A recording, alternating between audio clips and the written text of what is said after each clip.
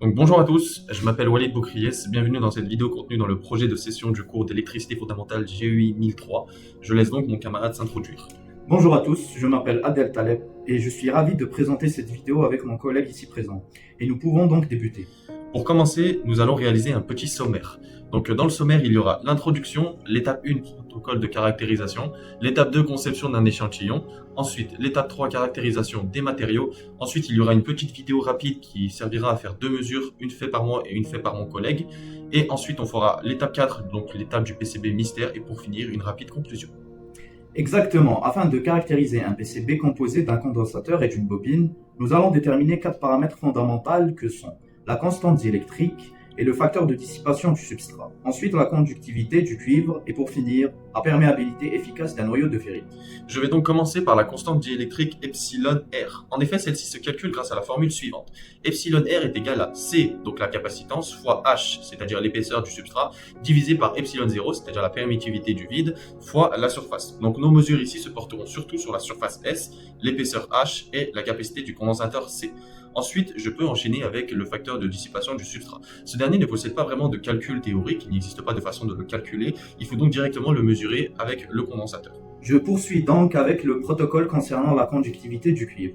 En effet, celle-ci s'obtient grâce à des formules complétées par des mesures. On utilise la formule suivante. Sigma égale à 1 sur ρ, avec ρ qui est la résistivité du cuivre. Celle-ci s'obtient également grâce à une formule ρ égale RS fois S sur L, avec RS qui est la résistivité du cuivre, S la surface de la bobine et L sa longueur. La conductivité s'obtient donc bien avec la bobine comme structure de mesure. On peut donc finir avec la perméabilité magnétique efficace, mu efficace. Cette donnée est aussi calculable. En effet, une formule très simple peut nous donner sa valeur. Mu efficace égale à L fois L sur mu0 fois n au carré fois A. Avec L qui est l'inductance, petit l qui est la longueur du chemin magnétique, mu0 qui est la perméabilité magnétique du vide, n le nombre de spires de notre bobine et A l'air de la bobine. Comme vous avez pu le voir, nous avons choisi le micromètre pour les mesures de distance comme la surface et la longueur et le LCR pour les autres données comme la capacitance. Le LCR possède une très bonne valeur d'incertitude, en effet celle-ci tourne autour du 1%, voire 0,5% dans certaines mesures. Donc les mesures sont vraiment plus précises et les outils sont très simples d'utilisation. Les raisons du choix du micromètre sont sensiblement les mêmes que le LCR. Il vous suffit également d'écarter les deux pattes du pied à coulisse et de les placer autour de la distance et vous pouvez directement les lire sur l'écran. L'incertitude est aussi très basse, donc les mesures sont très précises. Nous avons réalisé également dans cette étape les calculs théoriques. En effet, nous avons donc obtenu plusieurs valeurs qui nous serviront de comparatif pour nos futures mesures. Nous avons donc calculé la capacitance et nous avons obtenu C égale à 147,8 picofarad. Ensuite, on a calculé la conductivité du cuivre. La résistivité du cuivre qui est ρ est connue. Elle est de 1,7 fois 10 puissance moins 8 ohm fois m.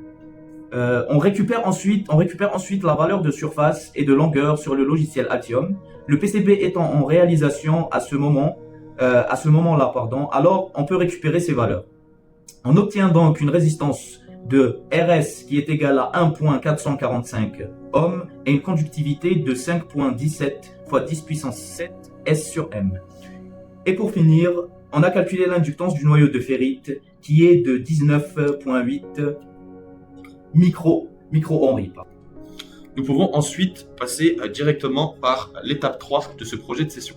On va débuter donc par la caractérisation de la constante diélectrique, du facteur de dissipation et de la conductivité du cuivre.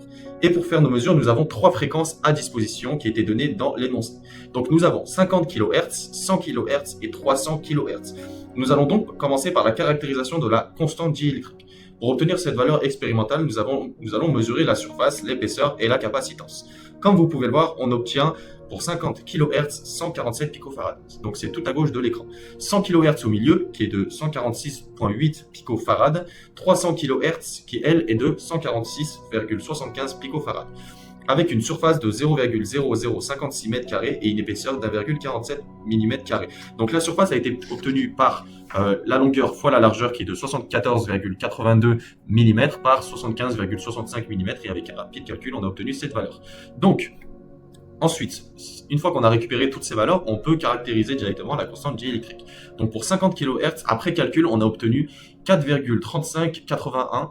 Pour 100 kHz, on a obtenu 4,3522. Et pour 300 kHz, on a obtenu 4,3507.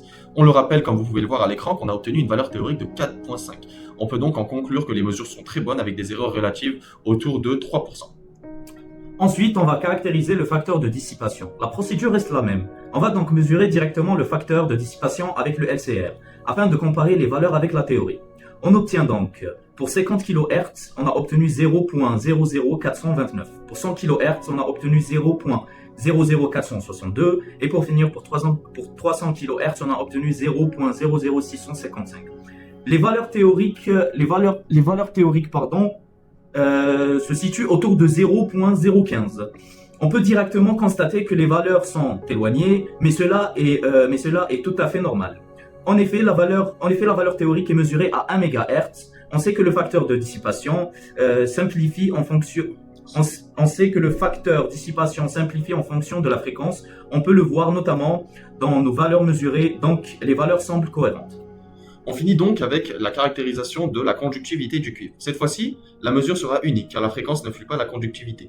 On a donc effectué la mesure de la résistance RS sur la bobine et effectué le calcul expliqué précédemment afin d'obtenir une conductivité de 5,17 x 10,7 Siemens par mètre. La valeur théorique étant de 5,96 x 10 puissance 7, la différence semble raisonnable et cohérente compte tenu des incertitudes et du cuivre comprenant les effets de Poe qui baissent la conductivité. Afin d'améliorer la compréhension des procédures de mesure, nous allons effectuer deux mesures directement avec le LCR et le micromètre, dans le but de vous montrer le calibrage, l'usage des outils de mesure et la détermination des valeurs expérimentales. Mesure d'epsilon R. Donc là, on commence, tu peux zoomer ici. Là, tu commences par mesure setup. Donc là, CP, RP. Ok. Ensuite, tu mets 300 kHz. C'est bon. Donc là, c'est bon. Ensuite, mesure. Là, tu mets pour pouvoir calibrer. Ok. Donc là, on va mettre on. On va faire open. On circuit. Ok. Parfait.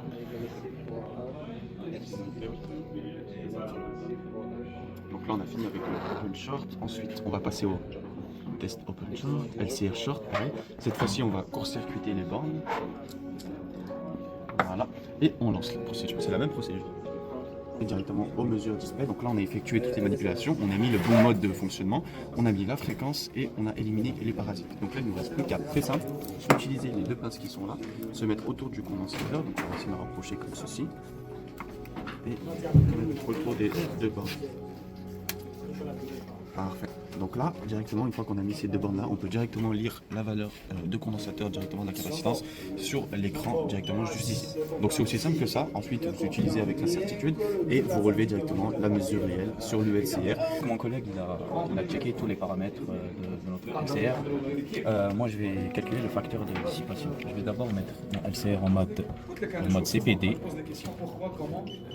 Le mettre en mode CPD, voilà, comme vous pouvez le voir, en mode CPD. Après je prends mes deux pinces. On est toujours à 300 kHz, on n'a pas changé de fréquence, ça va rien changer en gros. Je prends mes deux pinces du LCR, je vais mettre mes deux pinces au niveau de mon condensateur, comme vous pouvez le voir. Hop, on va essayer d'être un peu... voilà. Hop. Et voilà, comme vous pouvez le voir, on a les valeurs de notre CPD, les valeurs de notre facteur de dissipation. Donc pour conclure, nous allons terminer avec l'étape 4 de ce projet. Et cette fois-ci, nous utiliserons un PCB mystère donné par notre professeur Frédéric. Nous devons donc l'identifier à travers des mesures et donc une déduction sur la liste suivante. Nous savons d'office que nous sommes sur du Rogers, donc c'est une technologie de diélectrique différente du FR4 dont on a utilisé précédemment. Nous commençons donc par la mesure de l'épaisseur qui nous donne 1,52 mm. Nous commençons donc, par la mesure de l'épaisseur qui nous permettra déjà d'éliminer pas mal de possibilités. Effectivement, on obtient 1,52 mm d'épaisseur pour le diélectrique. On garde donc le Roger R04835 et R04350B. On confirme donc les constantes diélectriques en obtenant 3,82 pour une fréquence de 300 kHz. La fiche des cliniques affiche une constante de 3,48. à une fréquence de 1 MHz. La constante baisse en fonction de la fréquence. On a pu le voir dans les parties précédentes, donc la valeur est cohérente. Il nous est cela dit impossible d'identifier plus que cela, dans la mesure où l'épaisseur du cuivre n'est pas mesurable. Ensuite, on va réaliser la mesure du facteur de dissipation Rogers, afin de la comparer avec les valeurs typiques de FR4. On obtient 0,00246 pour le Rogers et donc de l'ordre du 10-3 contre du 10-2 pour le FR4, donc 10 fois plus, 10 fois moins, excusez-moi. On peut donc en conclure que le diélectrique dissipe beaucoup mieux que le FR4 et est donc meilleur dans cet aspect. On termine cette partie avec la perméabilité efficace du noyau de ferrite. On va établir ceci d'une manière légèrement différente. En effet, la perméabilité peut être déterminée par la formule suivante. Mu efficace égale à L bobine sur LR qui est égal à 4,19 fois 10 puissance moins 6 sur 3,99 fois 10 puissance moins 6. On va trouver 1,05. Parfait. Donc en conclusion, ce projet de session compris dans le cours électricité fondamentale nous a appris beaucoup de choses à propos du PCB en lui-même. Caractériser les constantes qui constituent un PCB nous donne des indices sur quel diélectrique à utiliser selon le projet, mais aussi si le cuivre possède de bons attributs de conduction et beaucoup d'autres enseignements sont issus de ce projet. Nous vous remercions pour votre attention et votre écoute. C'était Walid et Adèle. Bonne journée.